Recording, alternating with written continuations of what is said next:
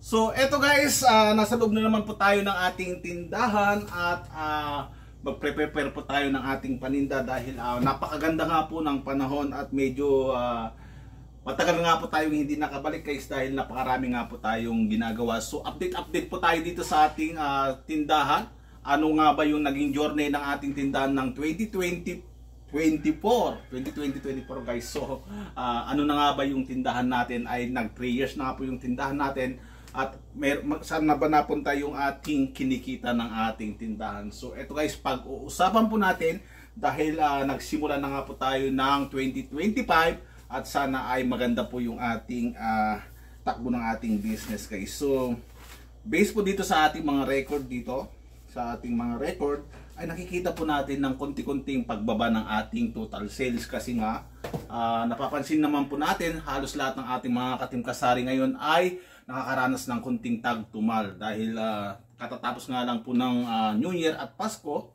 Ngayon ay January na at talagang dito na nag-start na naman ang ating mga gastusin. So tapos na rin po tayo nakapag-renew natin ng ating business permit. Tapos na rin po natin yung ating mga obligasyon sa BIR guys. So ayun, pag-uusapan po natin yung ating journey ng ating tindahan noong 2024.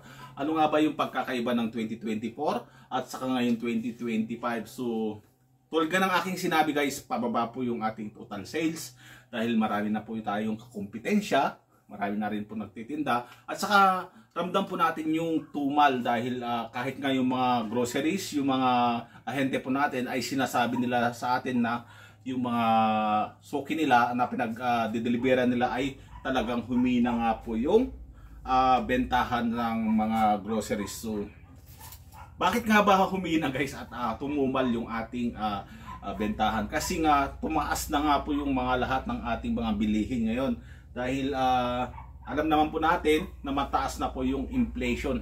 Ayun po yung inflation at kailangan po natin makahabol. Sapat ba yung 2 pesos na tubo na ipatong sa isang item? So sa ngayon ay napakalaki na nga po yung ating ginastos dito sa ating renewal, ay medyo maghigpit-higpit po tayo dun sa ating so tataasan po natin ng 3 pesos, hindi na po kaya ang 2 pesos sa isang items guys kasi marami nga po tayong binabayaran. So ayun nga, ang mai-share po natin ngayon, hindi po mahirap kumuha ang business permit o mag-renewal ng business permit kapag ikaw ay kumpleto ang iyong mga requirements. Marami po kasi ngayong sari-sari store owner na nagtatanong kasi naghihigpitan na po dun sa kanilang lugar, tapos nagtatanong na po sila sa akin, nag-PPM na mahirap ba kumuha ng business permit? Malaki ba ang gagastusin mo kapag business permit? So ito ang tips ko sa inyo guys. Ang kukunin yung percentage ay 8% yung kukunin nyo para hindi po kayo magbabayad ng quarterly sa BIR. So ayun po ang tips ko sa inyo. Dapat 8% po ang iyong kukunin sa inyong BIR kasi may mga 3%, may mga graduating percentage, yung mga ganun-ganun. Sa akin kasi is qualified po ako doon sa 8% guys. So wala po akong binabayaran kapag ako ay nagre-renew ng business permit ko. Katulad ng quarterly ay hindi po ako nagbabayad. Yung iba kasi guys ay voluntary tax po yung kanila, yung mga 3% kasi kailangan po nilang magbayad ng voluntary tax kung magkano kanilang ibibigay. So pero sa akin na 3% ay hindi po ako nagbo-voluntary tax. So ayun po yung tips ko sa inyo. At saka alam ko maghihigpit na rin po yung BIR sa inyong mga lugar. Katulad ngayon dito sa amin ay wala na pong barangay permit guys. Hindi na po kailangan ang barangay permit. Kailangan na po ay direkta na po sa mayor's permit. So mas mahirap po yon kung ikaw ay mag-i-start ng business ng barangay permit mo lang ang kukunin, ay ituturo ka po doon sa mayor's permit. So ayun po yung disadvantage ngayon dahil wala na po yung barangay permit dito sa amin. Ewan ko lang sa ibang lugar kung mayroon pa yung barangay permit kasi nga sa amin ay ganun na nga po yung sistema guys.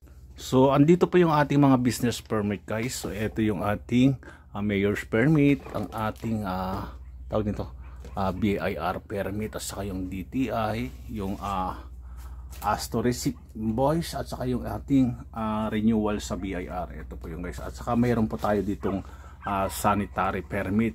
So yung sanitary permit ni Ate Wayne ay bukod din po sa akin yung ating sanitary permit. Kailangan kung sino yung nagbabantay, ando doon po yung aking sanitary permit. Nakadikit po doon. So kailangan lang po ay nakaano yung ating sanitary permit dito, naka-display. So i-display po natin yung ating sanitary permit guys. So mahalaga po ito dahil nagche-check po kasi yung LGU kung may sanitary permit yung nagbabantay sa tindahan mo. So itong sanitary permit guys, kapag ikaw ay nagtitinda ng mga kakanin, mga ganito-ganito, mga groceries, ay kailangan mo kumuha ng sanitary permit guys. Ito yung sanitary permit, ay mahalaga po ito. Paano nga ba kumuha ng sanitary permit? Kailangan mo ang magpa-medical. Magkano ang gagastusin mo sa medical ay kulang-kulang 1.5 po ito, at kuminsan 1.8 ang medical, plus magbabayad ka rin dito sa pagkuha ng sanitary permit mo. So medyo pabalik-balik po tayo doon dahil napakadami pong pila kapag pagkuha mo ng sanitary permit, kasi lahat ng sari-sari store owner ay, o kaya yung mga walking vendor, yung mga nagtitinda dyan sa labas, mga fishbowl, mga street vendor, ay kailangan po nilang kumuha ng sanitary permit. So ano nga po itong sanitary permit? 1 year lang po ang kanilang validity. Magpapatest ka ng kung may HEPA ka, makikita doon yung sa record mo yung HEPA. Yung kagaya sa akin ay nakadikit po doon.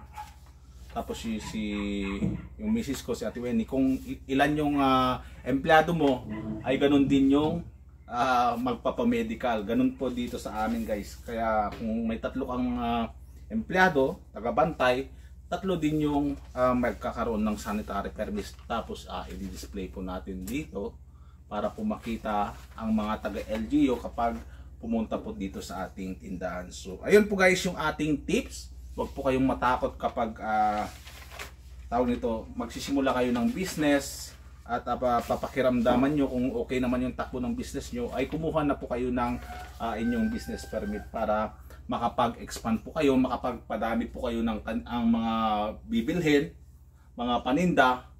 Pwede kayong magdagdag, pwede kayong magluto-luto, at hindi po kayo matatakot na sisitain guys. So kahit medyo magdagdag ka dun sa presyo mo, at least mayroon kang permit. Ang mahirap dito guys, kung sino pa yung walang permit, sila pa yung mareklamo sa presyo natin, at saka sila pa yung pabida, o kaya tawag dito, pabiktim na tinasabi. Kung sino pa yung walang permit, sila pa talaga yung malakas bumenta. At saka tawag dito, marami pa rin yung mga tindahan na walang permit guys, kasi nga nag-start sila maliit lang sa puhunan hanggang sa lumaki ng lumaki, pero nakasanayan na nila na hindi pa rin sila nag renewal. So ayun guys yung ating tawag nito, tips ngayon, ang journey ng ating 2024. So medyo mas mataas pa yung 2023 yung ating benta. Sana ngayon 2025 kasi darating po yung election, marami pong tao dito sa barangay halls, at talagang paghahandaan po natin yan dahil napakadami nga pong tao dito kapag election guys. So yun, maraming salamat sa mga nanonood dito sa ating mga vlog. Kahit bihira lang po tayong mag-upload, ay nakakapag-generate pa rin yung ating revenue. So shout out sa lahat ng mga OFW, sa lahat ng mga gustong magtayo ng tindahan at magnegosyo, at yung mga nagpupurgod na yan ay welcome to the Philippines, at magnegosyo na kayo guys, kasi gumaganda nga po ang ekonomiya ng Pilipinas. Tayo po ay nangunguna sa GDP, at siguradong marami pong natutuwa dyan, at marami na pong trabaho yung mga Pilipino. Kapag maraming trabaho ng Pilipino, ay kikita din yung ating tindahan dahil marami pong bibili, dahil mayroon po silang perang pambili. So ayun, mega shout out sa lahat ng ating mga ka-team kasari dyan. Thank you very much sa iyong suporta. Yung mga bagong subscribers po natin, welcome po sa ating channel. Sana ay makapag-upload po tayo. Sa susunod na upload po natin ay ang ating update price dito sa ating tindahan. So hanggang sa susunod na vlog natin ulit guys. Bye!